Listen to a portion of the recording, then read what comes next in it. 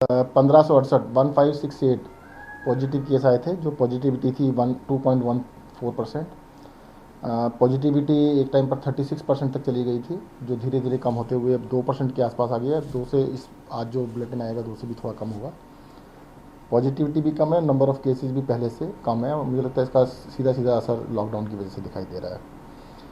Hospitals के अंदर जो बेड ऑक्यूपेंसी है वो भी अब बेड काफ़ी बड़ी संख्या में हमारे पास खाली हैं। आईसीयू बेड्स भी अब लगभग आधे से ज़्यादा आईसीयू बेड भी खाली हो गए, आधे के करीब है।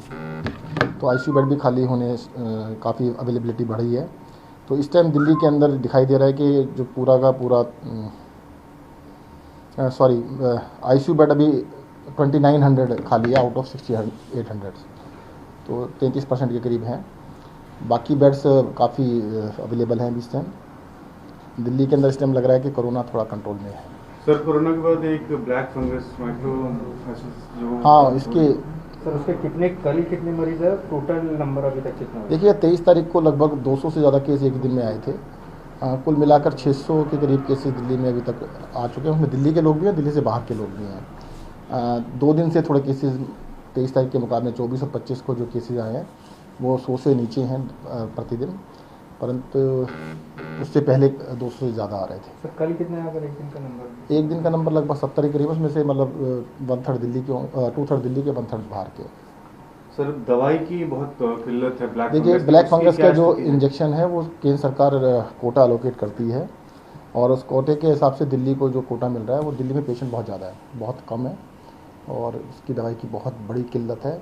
हम अपील करेंगे कि ज़्यादा से ज़्यादा वैक्सीन इंजेक्शन दिए। एक पेशेंट को 6 लगते हैं, तो हमारे को जैसे कल 370 मिले या 400 मिले, तो 400 में से तो कितने लोगों को लग पाएगा? 50, 60, 70 लोगों को लग पाएगा। 600 पेशेंट एडमिटेड हैं ऑलरेडी। सर, क्या फिर इंतजाम आप लोग कर रहे हैं? कारण 3 हॉस्पिटल तो बना दिए हैं जहाँ पे इनका इलाज नहीं, देखिए इलाज कर रहे हॉस्पिटल हैं, भी सर्जरीज भी कर रहे हैं। दिल्ली के अंदर तो बहुत सारे अस्पतालों के अंदर पेशेंट एडमिट हैं, प्राइवेट के अंदर भी, सरकारी के अंदर भी। समस्या बस ये जो इंजेक्शन है इसकी समस्या बहुत बड़ी समस्या है, बिल्कुल भी अवेलेबल नहीं है। सर, एक ये अभी तक थ्योरी थी कि जो कोरोना से ठीक हुए हैं, स्टेरॉइड जिनको दिया गया है, ब्लड शुगर जिनमें ज़्यादा है, उन लोगों को ये ब्लैक फंगस होता है। लेकिन बहुत सारे ऐसे केसेस हैं जिनको ये सारी समस्याएं नहीं है, स्टेरॉइड नहीं दिया गया, उसके बावजूद भी ये केस मिल रहा है। देखो, इसके पीछे क्या है कारण, कुछ बता पाते हैं? ये ना, ऐसा नहीं है कि स्टीरॉयड और कोरोना और आपको डायबिटीज़ सारे होने चाहिए। अगर आप डायबिटिक हैं और कोरोना है, स्टीरॉयड नहीं भी दिए तो भी आप रिस्क पे है। स्टीरॉयड देने से 2 चीज़ें होती हैं, आपका शुगर लेवल शूट अप करते हैं, इम्यूनिटी कम होती है। तो स्टीरॉयड देने से दोनों चीज़ों का रिस्क बढ़ जाता है। स्टीरॉयड नहीं दिए और शुगर अनकंट्रोल्ड है तो भी उतना ही रिस्क है। अगर शुगर कंट्रोल में नहीं है, कोरोना हुआ है आपको, तो वो जितने भी केस आ रहे हैं, मेरी पर्सनल नॉलेज में भी वैसे भी लोगों से बात किया, सारे केस ऐसे हैं जिनको कोरोना हुआ है। पहली चीज़ तो ये कि कोरोना हो गया।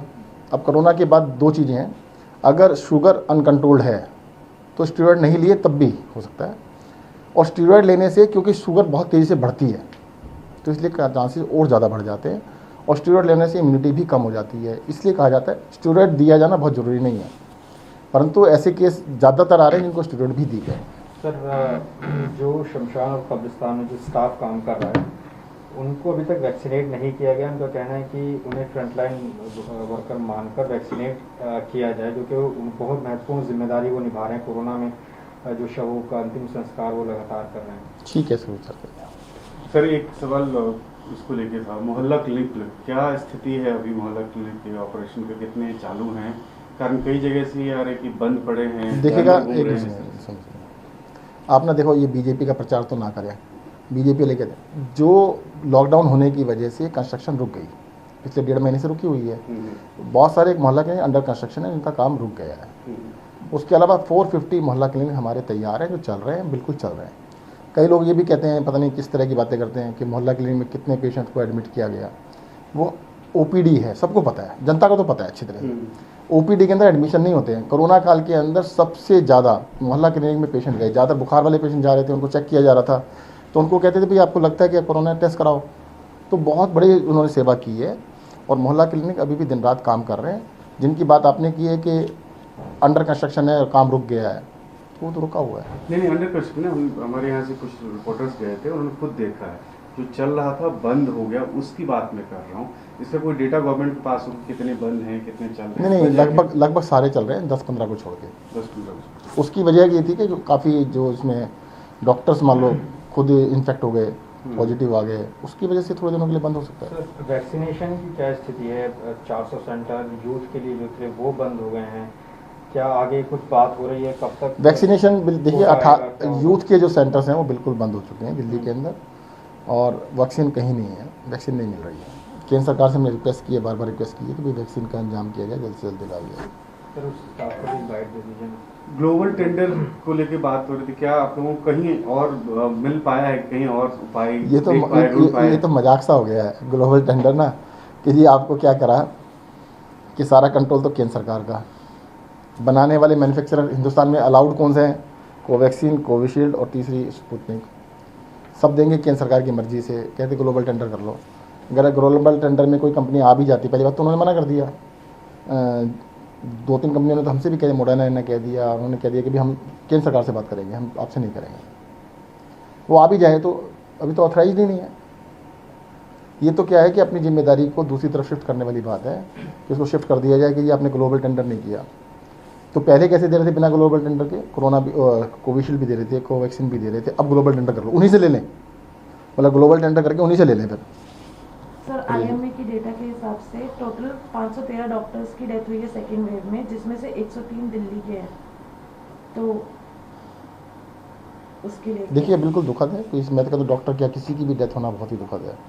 दिल्ली के अंदर जो ये वाली वेव चल रही है, इस वेव में 10,000 से ज़्यादा लोगों की डेथ हुई है, तो एक भी डेथ नहीं होनी चाहिए थी। बहुत ही दुर्भाग्यपूर्ण है, देश में भी बहुत ज़्यादा डेथ हुई है इस बार। सर डॉक्टर्स को लेकर कोई ऐसा डाटा है कि कितने लोग अलग से ऐसा डेटा नहीं है, अलग से। Subscribe now and press the bell icon. Never miss an update.